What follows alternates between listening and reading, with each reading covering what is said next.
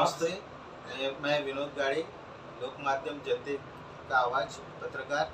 आज हमारे साथ में अखिल भारतीय राजीव गांधी विचार मंच के महाराष्ट्र प्रभारी तथा राष्ट्रीय सचिव राजू जी चौथमल चर्चा के लिए आए हुए हैं। और अमरावती लोकसभा में रिपब्लिकन पार्टी ऑफ इंडिया के राजेंद्र गवई जो महासचिव है, जिन्होंने नामांकन भरा है, उसके बारे में आज हम इनसे चर्चा करने वाले हैं। तो राजू जी, आपका बहुत बहुत स्वागत है। धन्यवाद जय।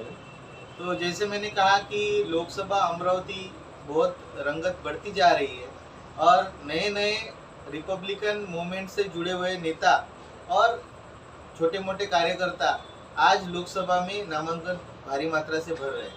तो इसलिए आज का चर्चा का जो विषय है, रिपब्लिकन पार्टी ऑफ इंडिया गवईगढ़, इनके तरफ से जो नामांकन भरा गया है, तो आपको क्या लगता है राजू जी कि क्या इसका परिणाम होगा और क्या अम्बेडकरी जनता रिपब्लिकन पार्टी ऑफ इंडिया के साथ होगी या नहीं? देखिए विनोद जी, बात ऐसी है, रिपब्लिकन पार्टी ऑफ इंडिया ये बाबा साहब अम्बेडकर की हाथ से स्थापन की गई पार्टी, ऐसा बोल के गवईगढ़ बताता है भारतीय जनता को, अमरावती की जनता को, कि रिपब्लिकन पार्टी की स्थापना बाबा साहब अम्बेडकर ने की थी। दरअसल इसमें थोड़ा सा कंफ्यूजन है। 1955 के एंडिंग में बाबा साहब ने रिपब्लिकन पार्टी का मैनिफेस्टो लिखा था, मतलब घोषणा पत्र, या फिर उस संस्था का, पार्टी का संविधान लिखा था। अनफॉर्चुनेटली, दुर्भाग्य से बाबा साहब अम्बेडकर की 1956 में ही डेट है।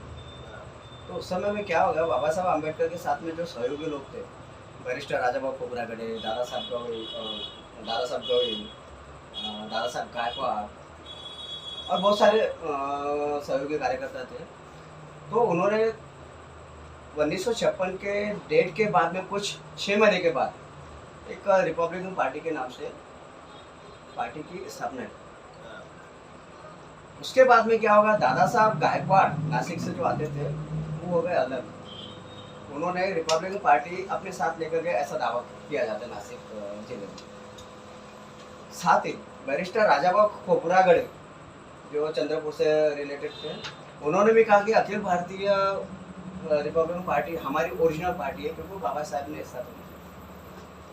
और दादा साहब गवई जो रासू गवई है, उनके पास में जो पार्टी का वारस आया, मतलब पार्टी का जो कार्यभार आया उनके हाथ में, वो कहते हैं कि भाई ये हमारी पार्टी ओरिजिनल पार्टी। जनरली क्या होगा, दादा साहब गायकवाड़, दादा साहब गवई और बैरिस्टर राजाभाऊ खोब्रागडे, इनकी पार्टियां इंडिविजुअली उनके पास में आएगी। बाबा साहब अम्बेडकर की ओरिजिनल पार्टी स्थापित ही नहीं हुई थी, सिर्फ मैनिफेस्टो लिखा हुआ, रजिस्ट्रेशन नहीं हुआ।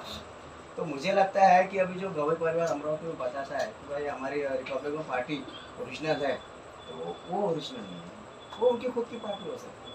उन्होंने उस पर मेहनत किया है, मेहनत का फल उन्हें मिलेगा। रहा सवाल अभी राजेंद्र गवई साहब का, भारतीय संविधान ने उनको अधिकार दिया हुआ है, वो लड़ सकते, कैसे भी कर सकते, उनको कौन रोक सकते। लेकिन उनकी सोच अमरावती की लोकसभा के हिसाब से या अमरावती की लोकसभा की जनता के हिसाब से है क्या, उस पर डिस्कशन करना बहुत जरूरी है कि वो क्या सोचते हैं।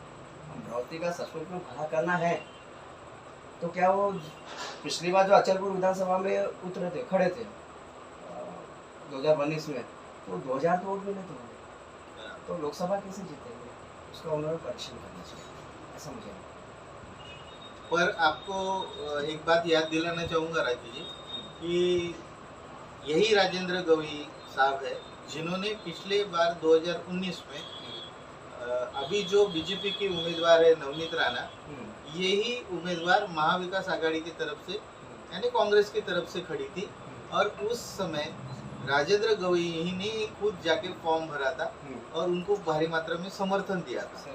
फिर ऐसी क्या बात हो गई कि आज बलवंत वानखड़े जो बौद्ध ओरिजिनल उम्मीदवार आपके पास होने के बावजूद कांग्रेस को समर्थन न करते हुए ये इसके अपोजिट में खड़ा रहना चाहते हैं? क्या Republican party of India, Republican party of आठवलेगढ़ के जैसा भाजपा को सपोर्ट करना चाहती है या फिर कुछ इनका आपसी रंजिश है? विनोद जी, कैसा है, भारतीय दलित समाज जो है वो मेरे ख्याल से आज तक कंफ्यूजन में ही जी रहा है, गलत फहमी में जी रहा है। 1950 से यानी 70 साल 75 साल हो गए, दलित समाज को ये समझ में नहीं आ रहा कि हमारा भला किस में है।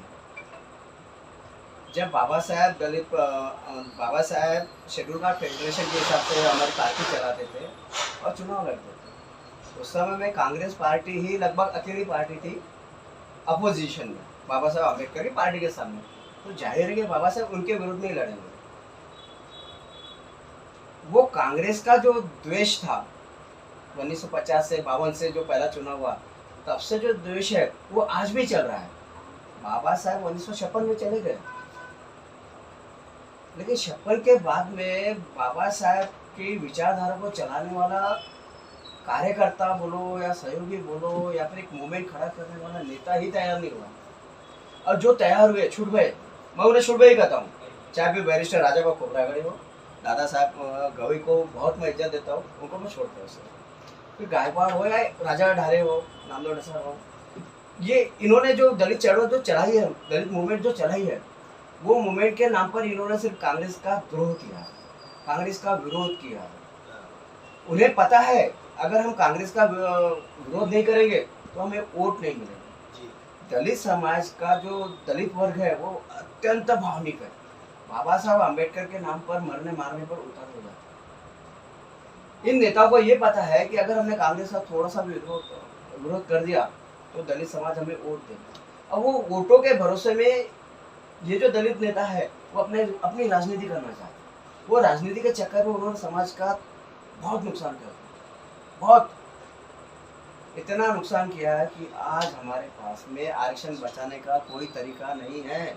कुछ भी तरीका बचा नहीं है कि आरक्षण साबित रहे। संविधान बचाने की जो पारी आई है, संविधान भी बचाने की तैयारी हमारे अम्बेडकरी समाज के लीडरों के पास में नहीं है। संविधान की लड़ाई कौन लड़ रहा है? संविधान की लड़ाई लड़ कौन रहा है? कांग्रेस वाले, विपक्ष वाले। विपक्ष में कौन है? अम्बेडकरी मूवमेंट के नेता है विपक्ष में? नहीं है। वो संविधान की लड़ाई नहीं लड़ रहे, वो अपने अस्तित्व की लड़ाई लड़ रहे हैं कि हमें वोट तो मिले, कम से कम हम दिखा दें कि वो राजनीति में खड़े हैं। लेकिन इससे समाज का भला नहीं होगा। समाज का भला तब होगा जब आप सत्ता में जाएंगे, और सत्ता में जाने के लिए आपको किसी न किसी बड़ी पार्टी का समर्थन लेना जरूरी है।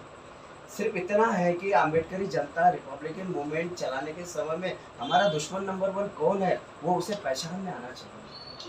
आज जो अम्बेडकरी समाज के दलित लोगों को, जनता को, समुदाय को जो मिला है वो कांग्रेस की देन है। बाबा साहब के कहने के अनुसार पंडित नेहरू, जवाहरलाल नेहरू ने हर चीज़ का अमेंडमेंट किया। बाबा साहब 56 में चले गए थे, लेकिन 56 के बाद में भी कांग्रेस ने दलित समुदाय को वो सब चीज़ें दी है। आरक्षण के रूप में, नौकरियों के रूप में, आप जिस चीज़ की कल्पना करेंगे वो सब दिया है। आप जो कपड़े पहनते वो भी उन्होंने दिया, जमीन दिया है, सिलिंग के रूप में जमीन दिया है, घर की योजना है, पेंशन्स है, नौकरियाँ है, सर्विस, हर चीज़ दिया है। लेकिन 2014 के बाद में जैसे ही मोदी सरकार आई है, भाजपा की सरकार आई है, भारतीय जनता पार्टी की सरकार ने वो सब चीज़ें छीनने का काम किया है। अम्बेडकरी जनता या अम्बेडकरी जनता के जो लीडर है, जो बाबा साहब के अनुयायी अपने आप को कहते हैं, लेकिन उन्हें ये समझ में नहीं आ रहा है कि हमारा दुश्मन नंबर कौन है। जिसने दिया वो दुश्मन नंबर 1 है, या जिसने छीना है इन 10 सालों में वो दुश्मन नंबर 1 है। ये तय नहीं कर पा रहे, और तय नहीं करने का कारण यही है कि इन्हें पता है कि अगर हमने कांग्रेस का विरोध करना छोड़ दिया तो हमें वोट नहीं मिलेगा, और वोट नहीं मिलेगा तो हमारा अस्तित्व नहीं मिलेगा। और मेरा एक सवाल है आपसे कि जैसे 5 साल तक कोई भी रिपब्लिकन मूवमेंट के बारे में बात करता नहीं, और हमेशा अम्बेडकरी जनता चाहती है कि जितने भी अम्बेडकरी नेताएं हैं वो सारे एक हो जाए, तो क्या आपको ऐसा लगता है कि जितनी भी अम्बेडकरी पार्टियां हैं अगर वो एक साइड हो गई तो तीसरी आघाड़ी के रूप में ये बहुत बड़ी जनशक्ति बन सकती है? क्या ये सब नेता जिनकी भी आप नाम लेते हैं, जैसे राजेंद्र गवई है, प्रकाश आंबेडकर जी है, आठवले जी है, योगेंद्र केवाड़े है, या इतर जितने भी नेता है, क्या कभी जिंदगी में ये एक होंगे? क्या जनता को, ये अम्बेडकरी जनता को न्याय दे पाएंगे? आपको क्या लगता है? मुझे तो बिल्कुल नहीं लगता। अम्बेडकरी नेता जितने भी लीडर हैं, अम्बेडकर हो, रामदास आठवले हो, जोगिंदर कवाड़े हो, गवई साहब हो, ये एक होने की कोशिश में बिखरते गए। 1998 और 19 में कांग्रेस ने बड़ी मुश्किल से इन्हें एक जगह पर लाया। उस समय में दलित समाज के महाराष्ट्र के चारों दलित नेता चुन कर आए। लेकिन जैसे 99 के बाद में 2004 का चुनाव आया लोकसभा, उस समय में सब अलग हो, उसका दोष भी कांग्रेस पर था। अलग होने का कारण कुछ और था, अलग होने का कारण कुछ और था। उस समय के बाद में 2004 के बाद में अभी एक होने की इनकी परिस्थिति निर्माण ही नहीं। क्यों? क्योंकि इनका स्वार्थ था। बाबा साहब अम्बेडकर का वारस अपने आप को साबित करने के लिए ये एक होना नहीं चाहता। मुझे लगता है बाबा साहब अम्बेडकर के बाद में दलित समाज को एक ही नेता चाहिए, दादा साहब गौड़। जैसे बाबा साहब ने लड़ के कांग्रेस से लड़ के अधिकार हासिल किए, सुविधाएं हासिल की, लगभग उसी तरह दादा साहब गौड़ ने रिपब्लिकन मूवमेंट चलाई। उन्होंने कांग्रेस से लड़के कांग्रेस को सहयोग देते हुए हर चीज़ प्राप्त किया। पहले विधान परिषद में उपसभापति थे, लोकसभा में आए, लोकसभा आने के बाद में राज्यसभा में कांग्रेस के द्वारा पहुंचे। यहाँ तक कि अपने अंतिम जीवन के दिनों तक वो अंतिम दिन तक राज्यपाल रहे कांग्रेस के कोटे से। उन्हें पता था कि कांग्रेस से लिया जा सकता है, लेकिन बाकी के नेताओं को, बाकी के आम्बेडकरी मूवमेंट के नेताओं को ये नहीं पता कि कांग्रेस से कैसे गया। ये डरा धमका के धमकियाँ देकर ब्लैकमेल करके अगर प्राप्त करना चाहते हैं तो नहीं।